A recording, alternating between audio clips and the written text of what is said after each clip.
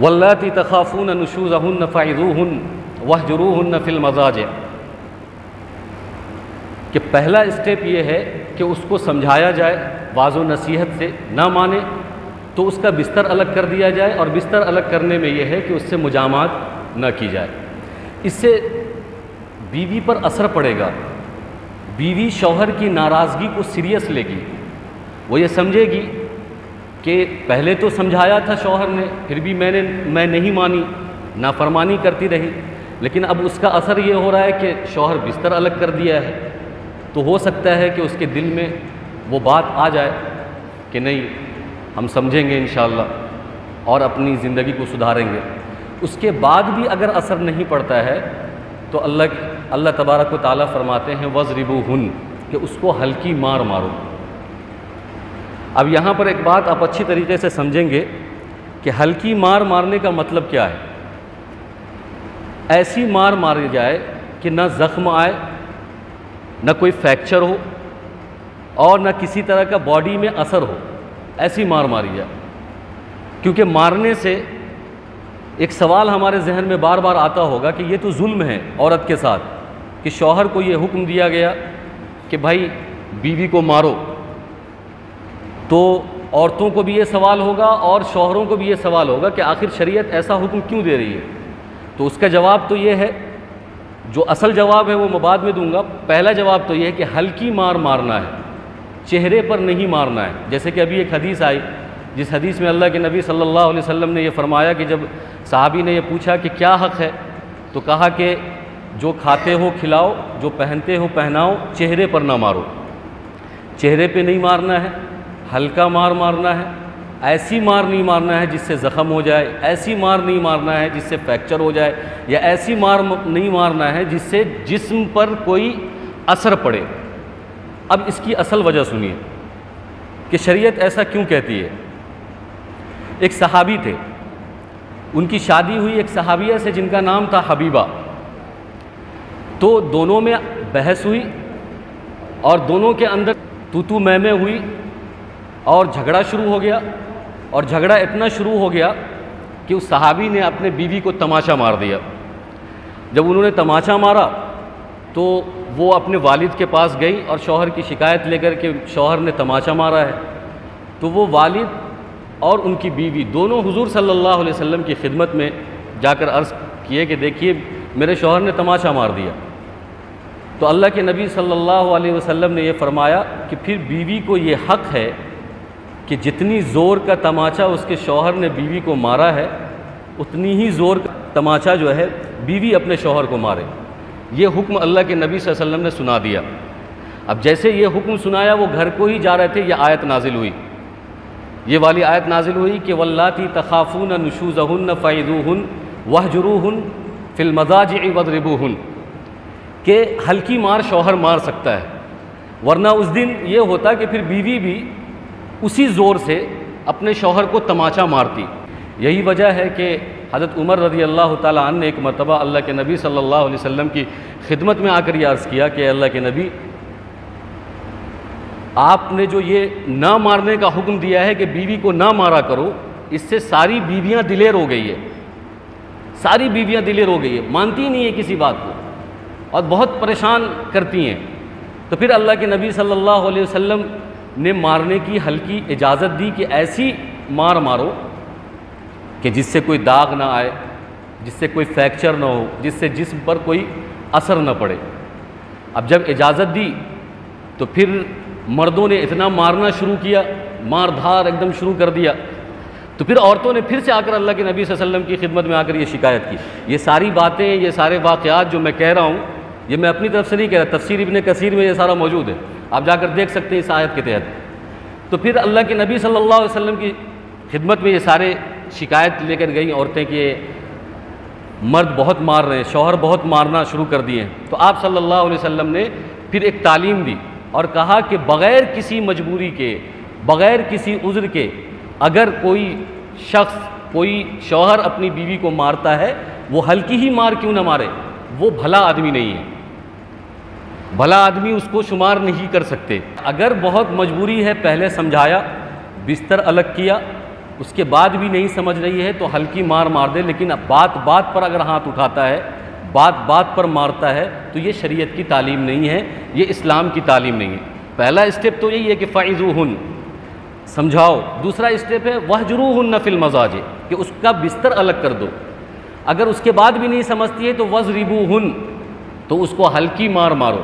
تو آپ کو یہ بات سمجھ میں آ گئی کہ مارنے کا یہ مطلب نہیں ہے کہ آدمی جب چاہے اور ہر بار جب چاہے جتنی چاہے مار دے، نہیں، پہلے سمجھائے گا، بستر الگ کرے گا، نہیں سمجھے گی تو ہلکی مار مارے گا جس سے کوئی داغ دبا فریکچر زخم نہ ہو۔ اس کے بعد اللہ تبارک و تعالیٰ نے فرمایا کہ فَإِنْ أَطَعْنَكُمْ فَلَا تَبْغُوا عَلَيْهِنَّ سَبِيلًا، کہ اگر وہ تمہاری اطاعت کرنے لگے تو پھر پچھلی ڈائری اٹھا کر بہانہ مت ڈھونڈنا کہ تم نے پیچھے تو یہ کیا تھا، پیچھے تو یہ کیا تھا۔ تو فَلَا تَبْغُوا عَلَيْهِنَّ سَبِيلًا، کہ ان پر پھر کسی بہانے سے ان کو پریشان نہیں کرنا ہے، ٹارچر نہیں کرنا ہے۔ اگر وہ بات سمجھنے کی پوزیشن میں آ گئی ہیں تو ان کو پھر اپنی حالت پر چھوڑ دو، پھر پرانی بات اٹھا کر ان کو تانے نہیں دینا ہے، یا کوئی مارنے کا راستہ نہیں ڈھونڈنا ہے، یا اسی طریقے سے ٹارچر کرنے کا کوئی راستہ نہیں ڈھونڈنا ہے۔ کیوں؟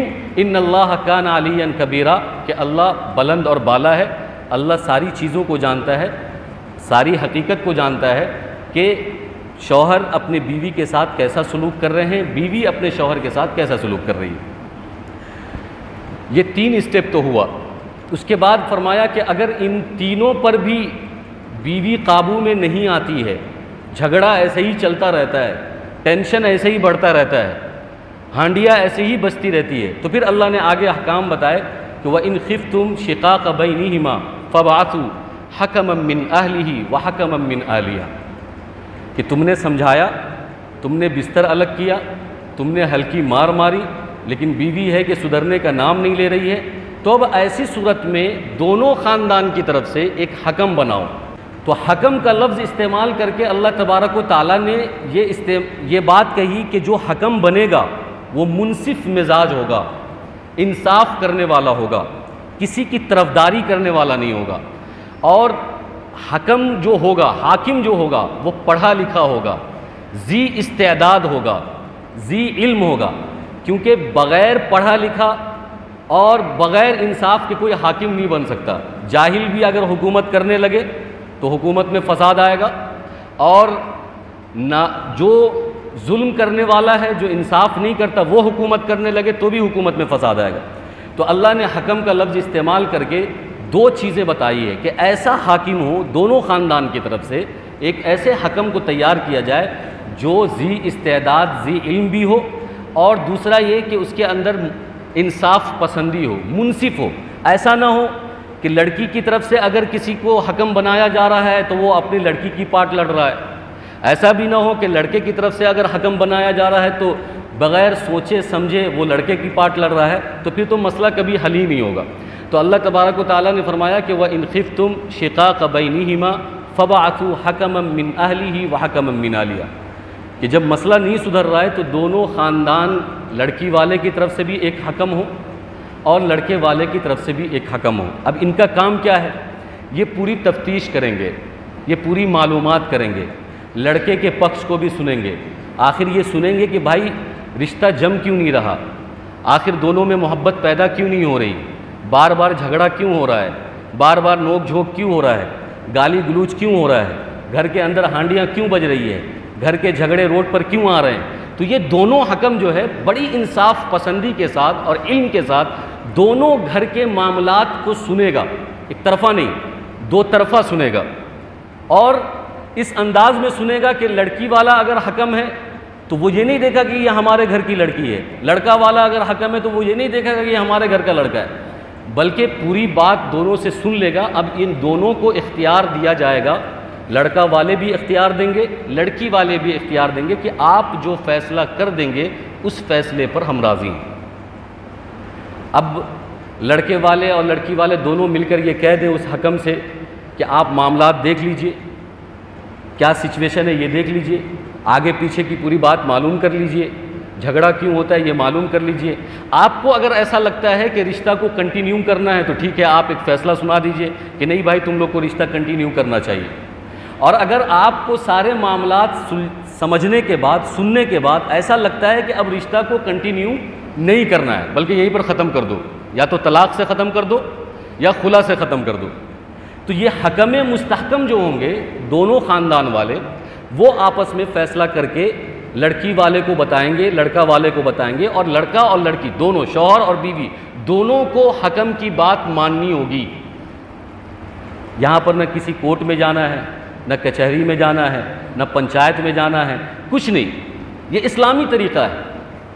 آپ دیکھ لیا 4 اسٹیپ کے اندر کیسے اللہ تبارک و تعالیٰ نے ازدواجی زندگی کو سدھارنے کی کوشش کی ہے۔ 4 اسٹیپ، ازدواجی زندگی کے خوشحال ایام ایسے گزر سکتے ہیں، خوشگوار ایام ایسے گزر سکتے ہیں۔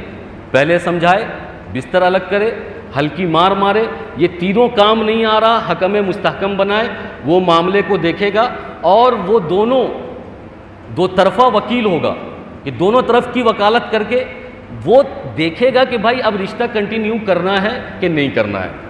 کرنا ہے تو ٹھیک ہے، نہیں کرنا ہے تو پھر وہ سنا دے گا کہ بھائی آپ ختم کر لیجئے۔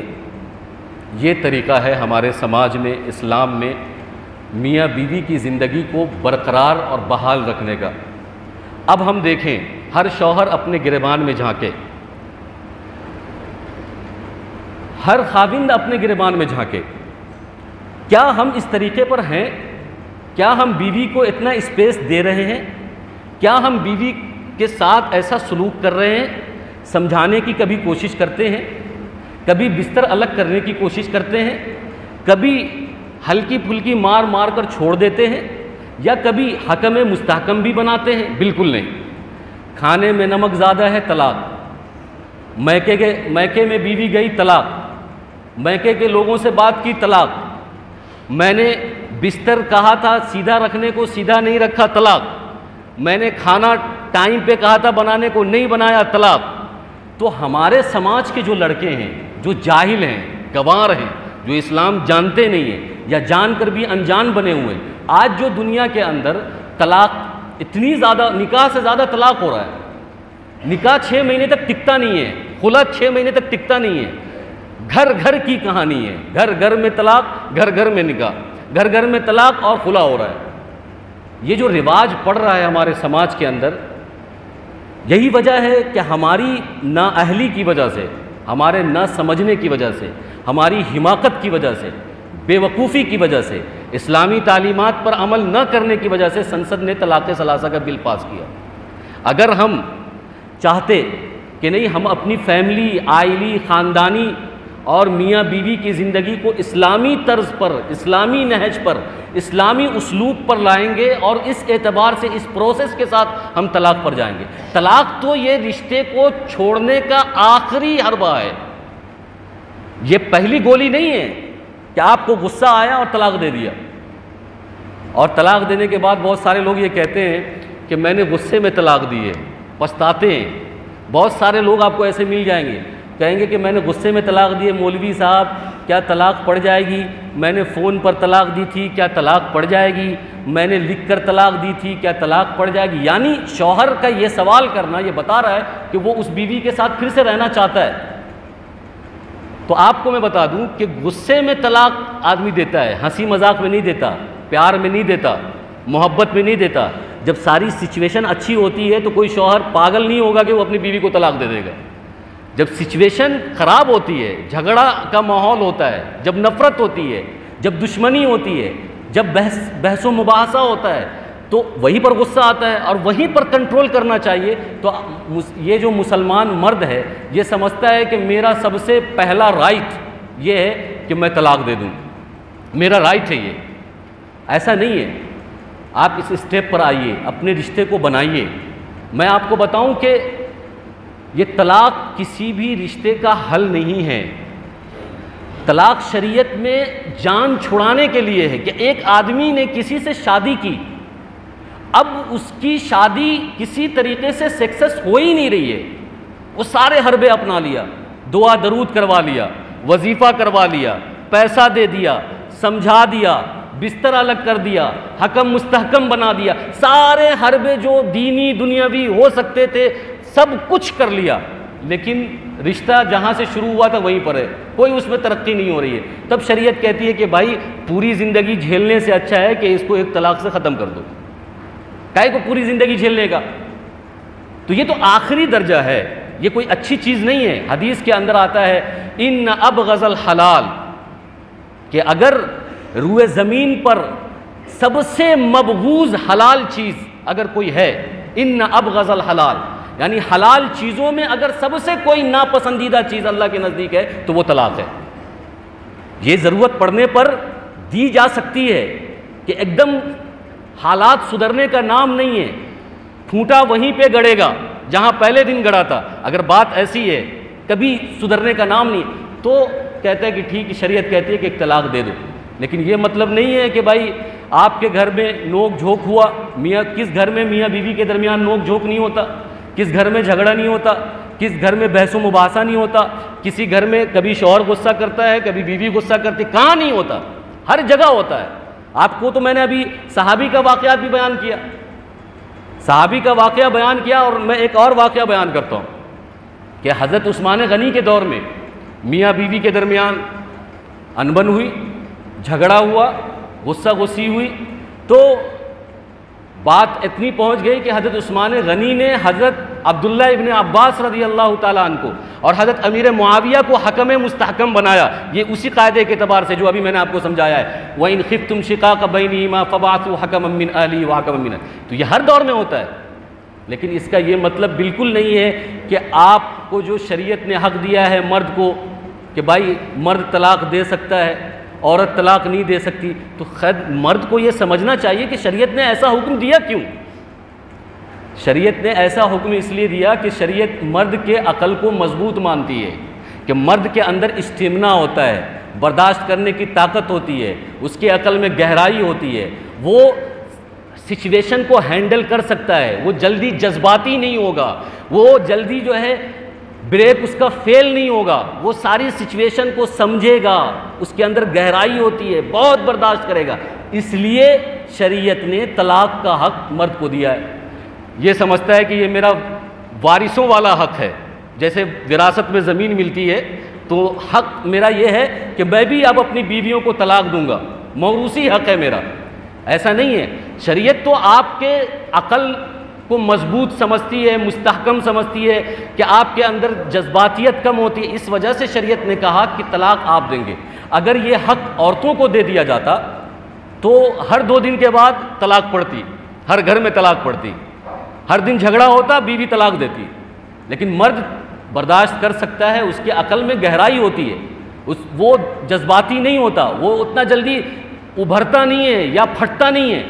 لیکن آج کل مرد عورت سے بھی بدتر ہے، عورتیں برداشت کر رہی ہے، عورتیں حالات کو برداشت کرتی ہیں، واقعات کو برداشت کرتی ہیں، مصیبتوں کو برداشت کرتی ہیں، گھروں کو سنبھال رہی ہیں، بچوں کو سنبھال رہی ہیں، ساری سچویشن اندر باہر کی وہ اچھے سے ہینڈل کر رہی ہے۔ اور اس مرد سے اتنی توفیق نہیں ہے کہ جو شریعت اس کو کہتے کہ بھائی تو بڑا عقل مند ہے، تجھے تو شریعت کہتا ہے کہ تیری عقل بہت مضبوط اور بہت مستحکم ہے، تمہارے اندر گہرائی ہے، تو اتنی اس کو توفیق نہیں ہے کہ کم سے کم اللہ میاں کا یہ لاج رکھ لے۔ بس اس کو غصہ آیا، طلاق کی بندوق تان دیا، ٹن ٹن ایک دم گولی کی طرح جو ہے چھوڑ دی۔ کتنے لوگ ایسے بھی آپ کو سماج کے اندر ملیں گے جنہوں نے طلاق دے دی ہے، وہ اب اپنی بیوی کے ساتھ زندگی گزار رہے ہیں طلاق دینے کے بعد، کیونکہ ان غصے میں انہوں نے دے دی تو اب وہ مان نہیں رہے، بولے ہم غصے میں دیے، ہمارے اندر تو بڑی محبت ہے ابھی بھی، ہم تو وہی بیوی اور وہی رشتہ ہم رکھنا چاہتے ہیں۔ شریعت کہتی ہے بھائی اب وہ تمہاری نہیں ہے، وہ تمہارے لیے حرام ہو چکی ہے، لیکن پھر بھی وہ رہ رہے ہیں۔ میں طلاق کے اوپر اور بھی تفصیل کے ساتھ آپ کو سمجھاؤں گا۔ اللہ تبارک و تعالی ہمیں انہی چند باتوں پر عمل کرنے کی توفیق عطا فرمائے، آمین۔ وآخر دعوانا الحمدللہ رب العالمین۔